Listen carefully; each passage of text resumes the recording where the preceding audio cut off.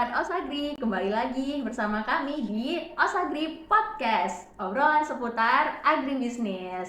Nah, hari ini ruang podcast kita nih kedatangan tamu spesial yang sangat-sangat rame nih. Ada yang tahu nggak kira-kira teman-teman kita ini dari mana? Say hi dulu ke Sobat Osagri.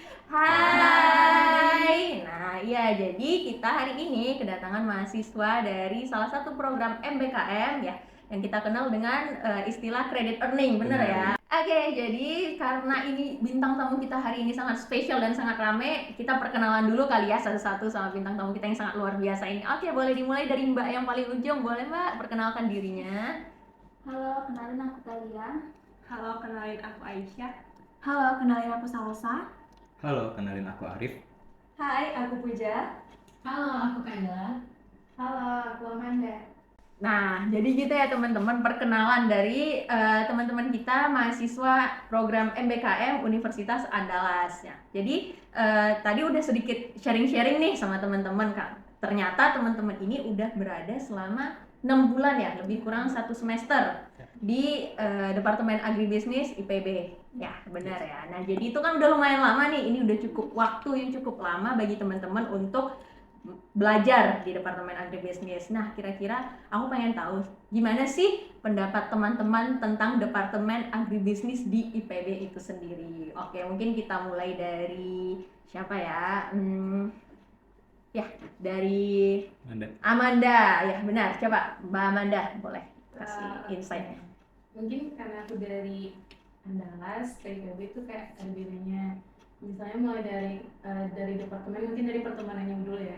Dan kalau dari pertemanannya itu kayak yang aku temuin di sini tuh kayak asik gitu. Soalnya kayak lebih juga nyambung sih gitu.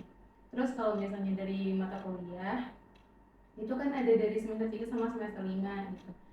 Nah, jadi kayak kalau misalnya dari semester 5 itu ada turun lapangan ketemu sama petani gitu. Jadi kayak oh ternyata petani di sini tuh gini loh gitu.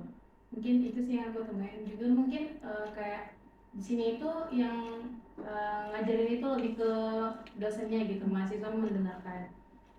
Mungkin itu sih dari aku. Oke, thank you ya Mbak Amanda. Nah, iya.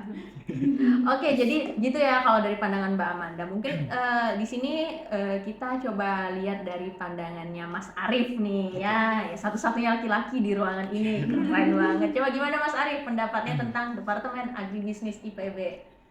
Baik, kalau menurut pandangan aku, Departemen Agribisnis IPB itu untuk anak-anaknya, untuk mahasiswanya ya, itu mereka tuh sangat solid sekali gitu. Mereka kompak gitu, solid, dan pokoknya enjoy saat bergaul gitu. Terus juga kalau dosennya, kalau menurut aku, mereka tuh ibaratnya fasilitator dan juga bisa diajak berdiskusi gitu kan. Dan aku senangnya dengan sistem pembelajaran yang seperti itu. Ditambah juga di Departemen AGB di ITB ini juga mengusung PGBL, itu Project Based Learning. Jadi teman-teman mahasiswa nanti diajak untuk menyelesaikan suatu permasalahan dengan bekerja sama. Jadi terlihat sistem kolaborasi yang sangat epic dari PGBL tersebut. Nah, itu aku sangat suka. Oke, keren banget nih.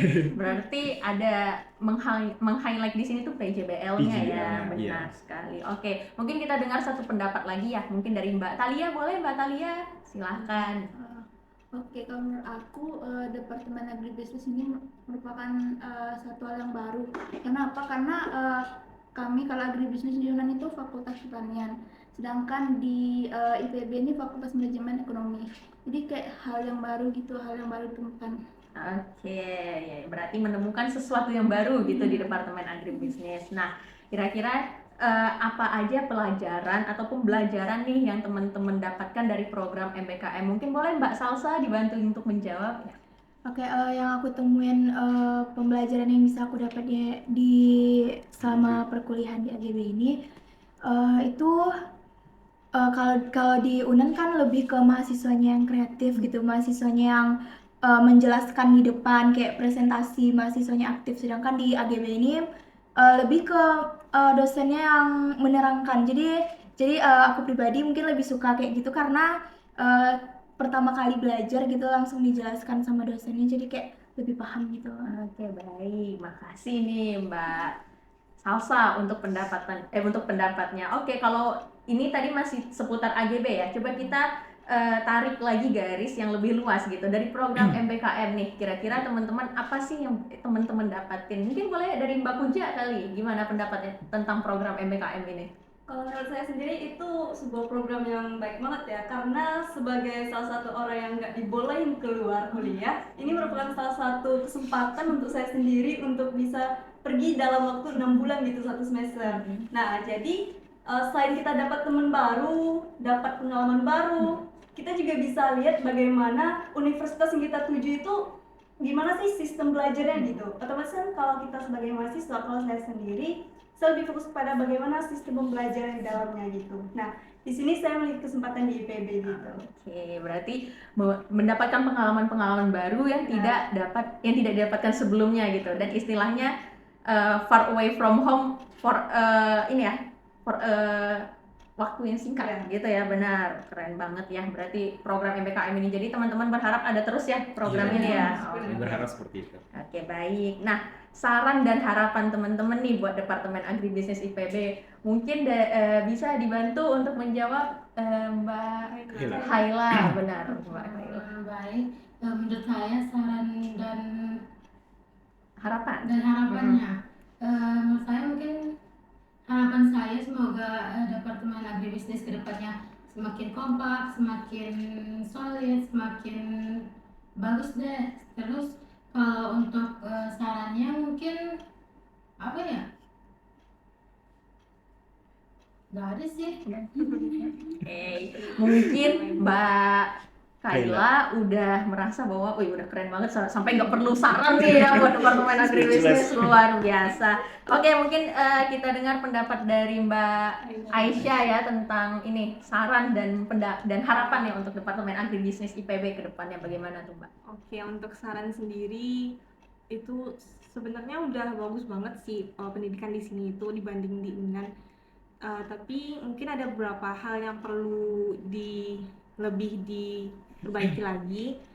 Terus harapannya semoga angkatan tahun besok kami bisa balik ke sini lagi buat kerjasama gitu. Yes. Itu aja sih. Oke, berarti harapannya semoga program ini terus berlanjut dan UNAN versus IPB itu tetap ini ya menjalin program kerjasama yang baik ya. UNAN dengan IPB. Istilahnya baik. Ya baik. Nah sekarang nih coba teman-teman berpikir dulu. Aku mau nanya satu kata buat Departemen Agribisnis. Oke, udah siap belum? Bentar. Satu kata, nggak boleh lebih, cuma Oke. boleh satu kata. Oke, kita mulai dari Mbak Talia. Silakan Mbak Talia. Keren, Keren, oke. Menarik. Menarik. mantap. Solid. Luar biasa. 2 kata. Seru. Sukses. Oke, keren banget. Aplaus dulu buat kita semua. Oke, teman-teman. Nah, terakhir ya pertanyaan terakhir. Tapi ini saya pengen kalian semua jawab ya. Apa hal yang akan kalian lakukan dan yang akan kalian terapkan sekembalinya kalian ke Universitas Andalas dari IPB ini? Oke, mulai dari Mbak Amanda. Mungkin dari aku sendiri yang lebih menjawab itu cara belajarnya gitu. Iya. Kalau di UNAN kan mahasiswanya yang menjelaskan gitu ke depan, lebih presentasinya. Kalau di sini kan dosennya menjelaskan. Nah kalau menurut aku akan lebih baik gitu, dosen dahulu yang menjelaskan, ntar baru mahasiswa yang juga mempelajari mungkin dan menjelaskan lagi gitu. Soalnya kan yang kita butuhkan itu pembelajaran dahulu.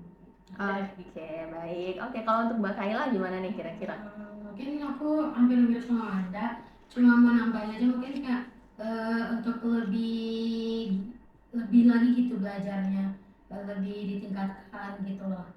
Oke, kalau Mbak Puja gimana nih kira-kira? Itu salah satu program, yaitu kalau di UNAN kita kenalnya SCL, Student Center Learning. Nah kalau di sini kan ada PBL-nya gitu. Nah saya maunya menerapkan PBL itu di UNAN gitu. Jadi lebih komplit setelah kita dapat teori, kita dapat studi kasus gitu. Iya, benar-benar berarti ada hal baru ya yang Iya. bisa diterapkan di situ. Oke, Mas Arief, silahkan. Oke, kalau menurut saya yang perlu dipersiapkan pada saat udah sampai ke UNAN itu mungkin dari sistem presentasi mahasiswanya bisa lebih menguasai materi terlebih dahulu, jangan kayak textbook gitu membaca teks, tapi adalah menguasai dan bisa mempresentasikan PowerPoint dari diskusinya itu dengan baik dan ya dengan lancar deh gitu.